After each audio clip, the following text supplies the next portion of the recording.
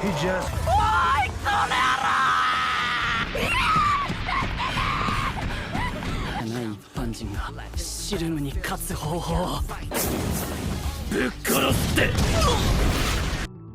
Walau kalian bertemu dengan Mimin lagi nih. Yang pastinya Mimin akan melanjutkan alur cerita anime Genka Tokugaku episode ke-11 ya guys. Di episode sebelumnya, Robin bekerja sama dengan Rumi untuk membongkar channel berandalan itu. Keberhasilan Rumi dalam membongkar berandalan itu, Robin beserta teman-temannya menghampiri berandalan itu. Kedatangan Robin membuat berandalan itu terkejut karena tinggi Robin yang melebihi mereka. Tetapi semua itu terbongkar dikala Robin terpeleset. So, bagaimana kelanjutannya? Kita intro dulu guys.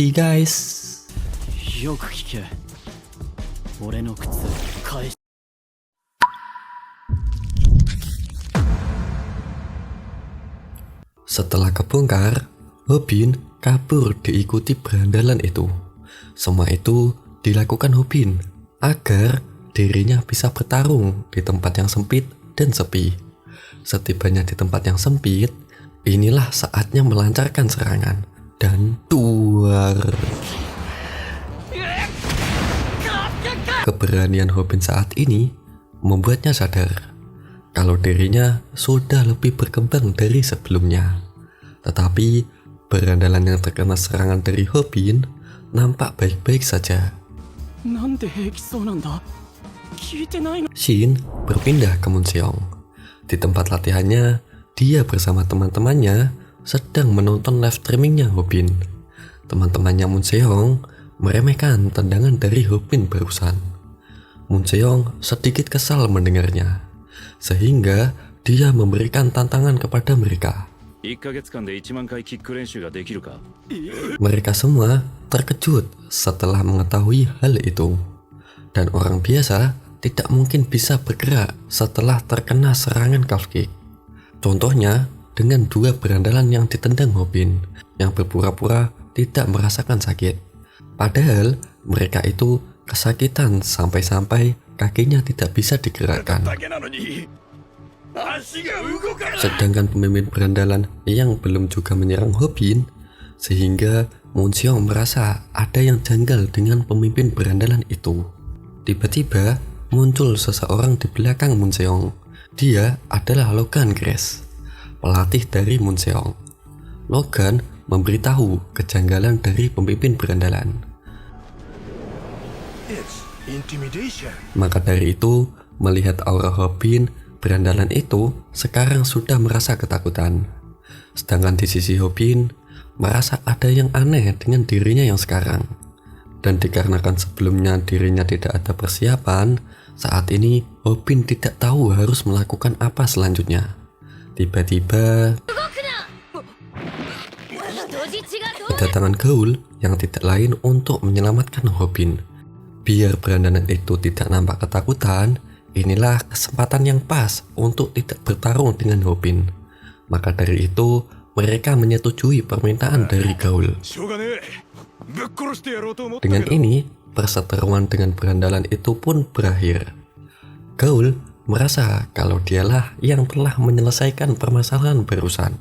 Dan akibat perseteruan barusan, ada yang bangkit di dalam diri Robin. Awalnya kan, Robin takut untuk bertarung. Sekarang Robin malah menjadi senang saat dirinya bertarung. Live streaming mereka pun ditutup kali ini. Terbongkarnya konten berandalan itu membuat kru berandalan meminta maaf kepada penonton. Tetapi komentar dari penonton malah tambah tidak senang dengan channel mereka. Maka dari itu mereka menutup channelnya. Keesokan harinya di sekolahan, Gaul sedang belajar meningkatkan editannya. Dulu kan Gaul sering dibully oleh kru berandalan. Dan sekarang kru berandalan merasa takut saat melihat Gaul. Shin berpindah ke Bomi yang berjalan menuju pulang larut malam. Dikarenakan kemarin-kemarin dirinya dipantau oleh Mangi, Hal itu membuatnya sedikit ketakutan sepanjang jalan. Ketakutannya menghilang saat dirinya mendapati pesan dari Hobin. 朝宮の家の近くだから俺が送ってくよ。 Waduh, Lord kita sudah mulai sedikit perhatian nih. Merasa Bomi sudah lebih tenang, tiba-tiba dia menabrak seseorang. Dan ya, orang tersebut adalah Mangi.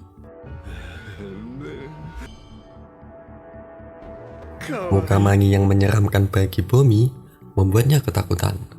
Saat Mangi mau memegang Bomi, terdapat Munseong yang menghentikannya. Dari situ, Mangi murka kepada Munseong.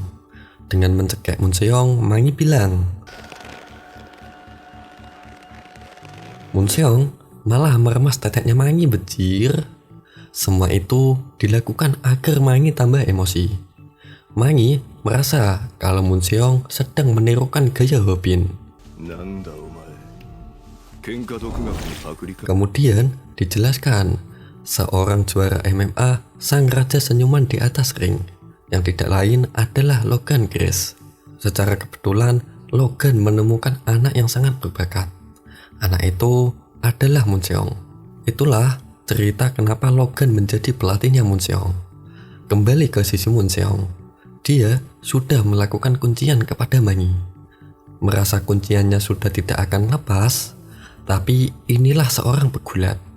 Dan ya, Mangi dengan mudah ingin membanting Munseong dan duar. Untung saja Munseong bisa menghindar. Munseong merasa kalau saat ini dirinya seperti melawan babi hutan. Mendengar itu, Mangi tambah murka dan berlari ke arah Munseong. Sampai-sampai Bomi kesenggol dan terjatuh di buatnya.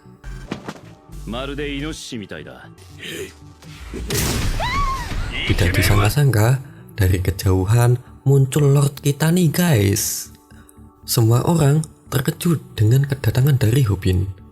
Dengan murka, Hobin berlari ke arah Mangi. Semua itu akibat melihat sang pujaan hatinya terjatuh. Ditambah lagi, dia khawatir setelah melihat chatnya gak dibalas oleh Bomi. Tanpa aba-aba, Mangi langsung menangkap dan membanting Hobin dan duar. Shin bercerita soal Mangi.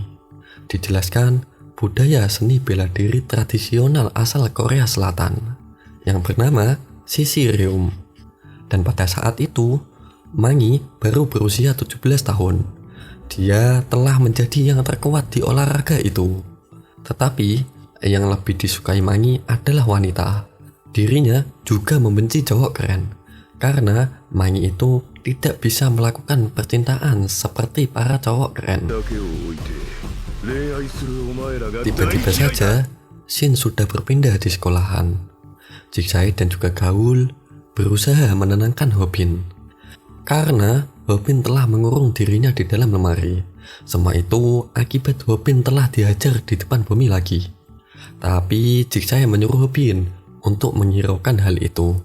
Dan andai saja tidak ada Munseong dan polisi tidak datang, mungkin hasilnya Hobin akan lebih buruk. Tetap saja Hobin masih murung, sehingga membuat Jigsae kesal dan memberitahu Hobin. Saat ini, yang dirasakan Hobin adalah rasa takut yang besar. Berbeda dengan rasa takut saat melawan kru berandalan. Oleh sebab itu, Hobin merasa tidak percaya diri untuk melawan Mangi. Dan Jigsae mengira penonton mereka belum mengetahui hal ini. Tiba-tiba, Gaul kaget saat melihat ternyata Mangi sudah membuat konten kejadian tadi malam. Dan konten itu dipenuhi komentar untuk tanding ulang. Jigsae dan juga Gaul dibuat panik dengan konten itu. Keadaan yang begitu rumit, Jigsae tetap tidak akan membiarkan Hobin bertarung dengan Mangi. Sehingga Jigsae lah yang akan mencari jalan keluarnya. Di malam harinya di rumah Jigsae, dia membuat klarifikasi kepada penonton. Dan berkat Jigsae, Hobin tidak perlu melawan Mangi. Sedangkan di sisi Hobin, Dia sedang merasa ada yang aneh dengan dirinya. Seharusnya dirinya merasa senang yang tidak perlu melawan Mangi. Hobin sempat berpikir, mungkin perasaan kali ini karena Bomi.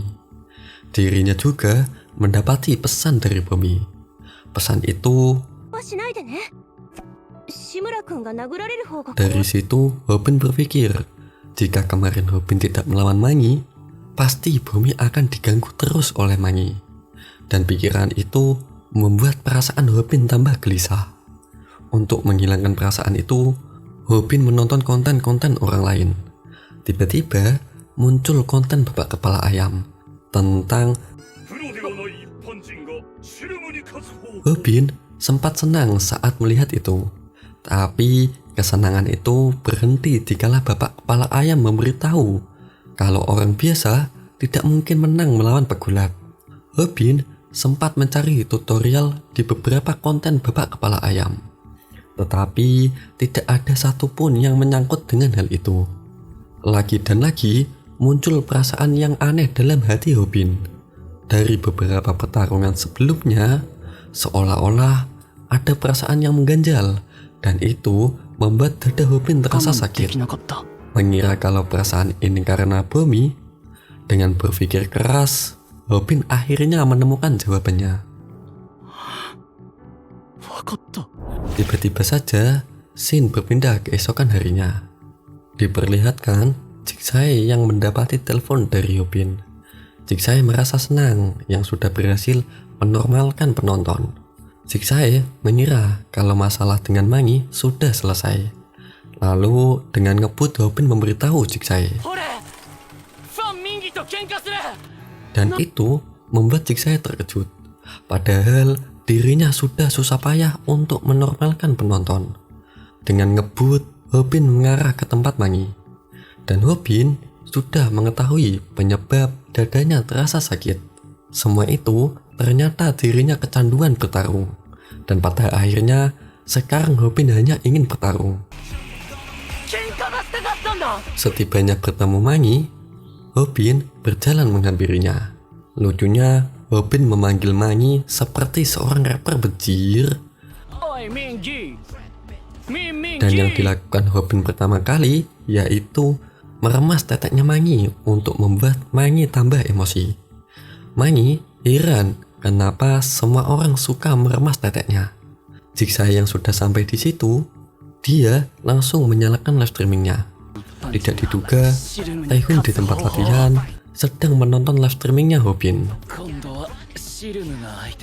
Taehun merasa kalau pertarungan Hobin kali ini mustahil untuk dimenangkan. Tatapan Hobin juga sama saat Hobin datang kepadanya. Jadi gini guys, sebelum bertemu Mangi, ternyata Hobin menemui Taehun terlebih dahulu. Tujuan Hobin kala itu adalah untuk meminta Taehun mengajarinya teknik tendangan taekwondo. Padahal Taehun sudah pernah bilang, jika Hobin muncul lagi, Taehun akan menghabisi tanpa ampun. Dan duar. Meski tendangannya tidak terkena langsung, tetap saja tendangan dari Taehun sangat terasa. Dan Hobin baru menyadari tendangan kali ini jauh lebih kuat dibandingkan di kala itu.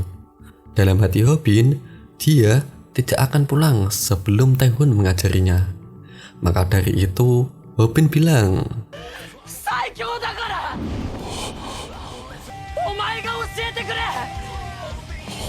inilah akhir dari Genkado Kugaku episode ke-11 ya guys.